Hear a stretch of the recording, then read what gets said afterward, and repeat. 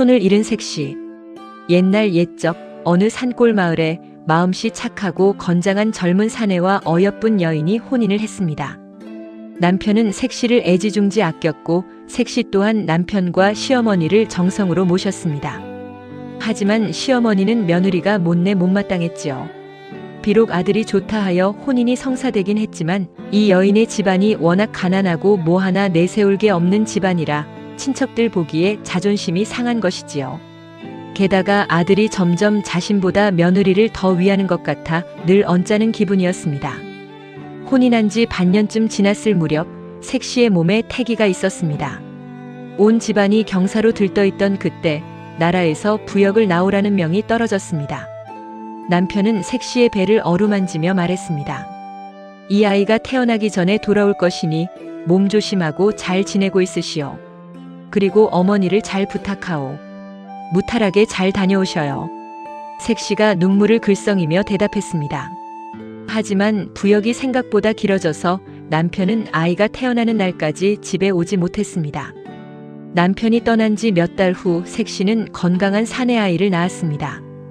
그런데 시어머니는 갓 태어난 손자를 보고 기뻐하기보다는 혼자 방 안에서 뭔가를 골똘히 생각하는 중이었습니다.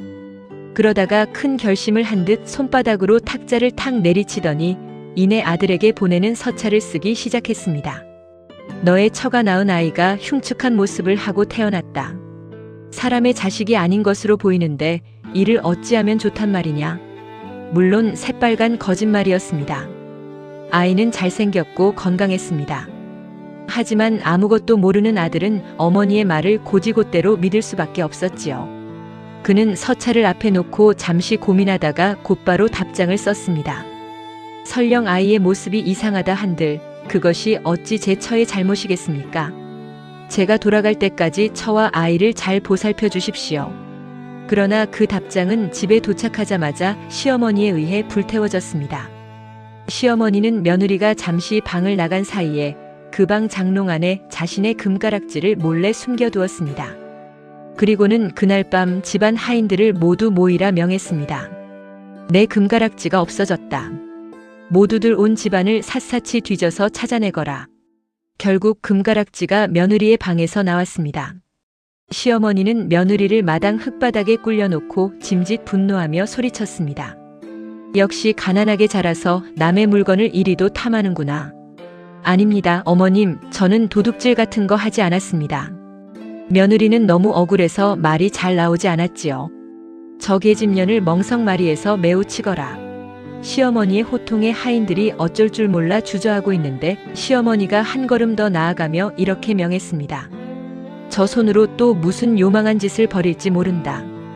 아예 손목을 자르고 집에서 내쫓아라. 하인들은 너무하다 싶었지만 겁에 질린 채 마님의 명을 따를 수밖에 없었습니다. 며느리의 손목을 자르고 피가 흐르는 부분을 대충 무명천으로 둘둘 둘러 감싼 채 갓난아이를 등에 업히고 포대기를 둘러준 후 대문 밖으로 내쳤습니다. 시어머니는 사실 아이는 이 집 핏줄이니 그냥 둘까 하다가 아이가 있으면 아들이 좋은 집안과 재혼하기 어려울 거라 생각하며 아이까지 같이 내쫓은 것이었지요. 그녀는 엄청난 고통을 느꼈지만 이 말도 안 되는 상황을 납득할 수 없었기에 정신이 아득하여 아픔조차 생각할 겨를이 없었습니다. 단 한 사람, 남편을 어릴 적부터 돌봐온 늙은 하인만이 그 광경을 지켜보며 몰래 눈물을 훔치고 있었습니다. 쫓겨난 색시는 어디로 가야 하나 고민하다가 이런 상태로 친정집으로 갈 수는 없다고 생각했습니다. 그녀는 정처 없이 산길을 걸었습니다. 손이 없으니 아이에게 젖을 물릴 때도 옷깃을 여밀 때도 모든 것이 힘겨웠습니다. 가끔 옆을 지나치는 사람들이 힐끔힐끔 손이 없는 여인을 보며 수군거리는 소리가 들렸습니다. 색시는 아무 말도 하지 않았습니다.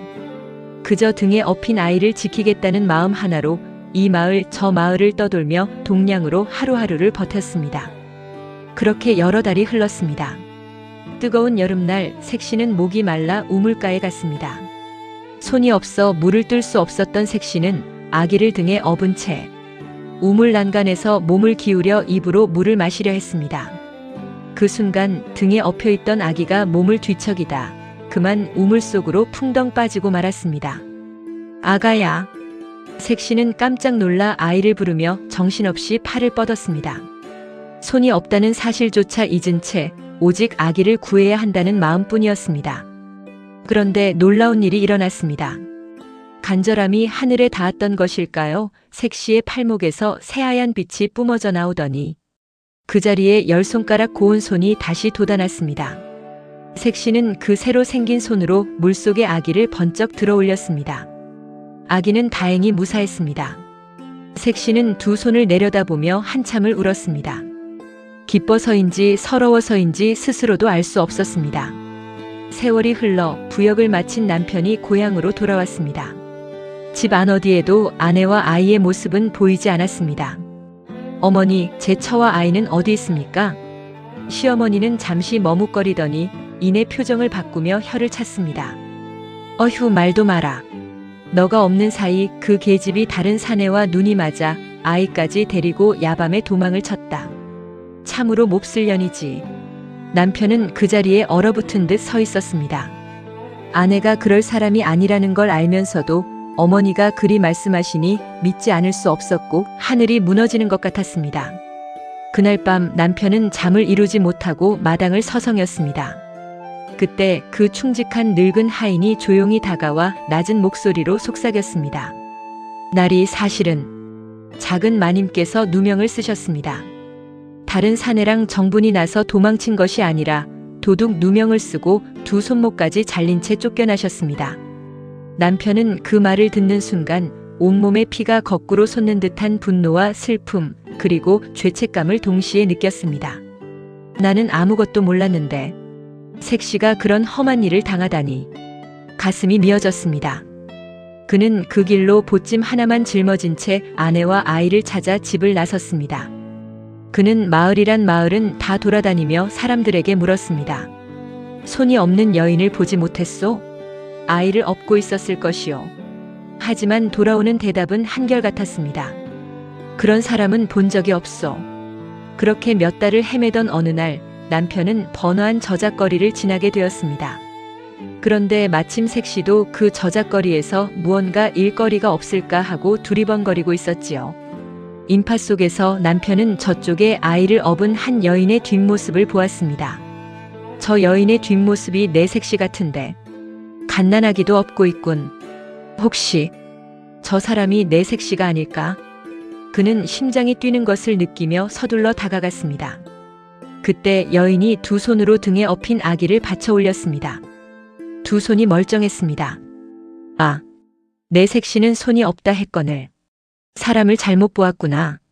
그는 크게 실망하며 씁쓸한 마음으로 발길을 돌렸습니다. 사실은 진짜 그의 색 씨가 맞았습니다. 다만 우물가의 기적으로 손이 다시 돋아난 것을 남편은 아직 몰랐던 것이지요. 그렇게 두 사람은 한 뼘 거리를 두고 서로를 알아보지 못한 채 스쳐 지나가고 말았습니다.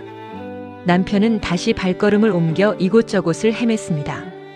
그러던 어느 저물녘 한적한 산길을 지나던 중 다급한 여인의 비명이 들려왔습니다. 살려주세요. 그가 소리를 따라 달려가 보니 웬 불량배 셋이 아이를 업은 여인을 둘러싸고 노잣돈을 내놓으라며 겁박하고 있었습니다. 그는 지체 없이 뛰어들어 불량배들을 한 명 한 명 때려 눕혔습니다. 정신없는 싸움이 끝나고 남편이 놀란 여인을 부축하며 얼굴을 마주한 순간 그는 놀라 그 자리에 멈춰 섰습니다. 부인, 정녕 그대인 것이오? 그는 감격에 겨운 음성으로 말했습니다. 서방님.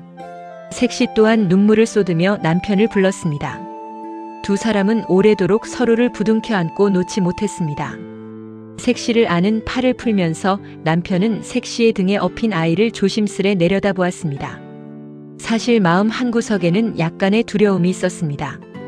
어머니의 편지에 적혀있던 흉측한 아이라는 말이 내내 머릿속을 떠나지 않았던 것입니다. 하지만 아이의 얼굴을 마주한 순간 그의 눈에서는 다시 눈물이 흘렀습니다. 아이는 흉측하기는커녕 눈이 초롱초롱하고 이목구비가 반듯한 더없이 건강하고 잘생긴 사내아이였습니다. 이렇게 귀엽고 건강한 아이를 두고 어머니는 대체 어찌 그런 거짓을 꾸미셨단 말인가. 그가 무심코 그녀의 손을 잡는 순간 그는 또 놀랐습니다. 그대의 손이 없다고 들었는데 색 씨는 그동안의 고생을 담담히 이야기했고 남편은 손목이 잘렸다가 다시 돋아난 아내의 두 손을 어루만지며 기뻐하면서도 몇 번이고 미안하다는 말을 되풀이했습니다. 세 사람은 함께 고향집으로 돌아왔습니다. 손목이 잘린 채 내쫓겼던 며느리가 손이 멀쩡하게 집으로 오니 시어머니는 혼비백산했습니다. 시어머니로서는 귀신이 곡할 노릇이었거든요. 아들이 어머니에게 말했습니다.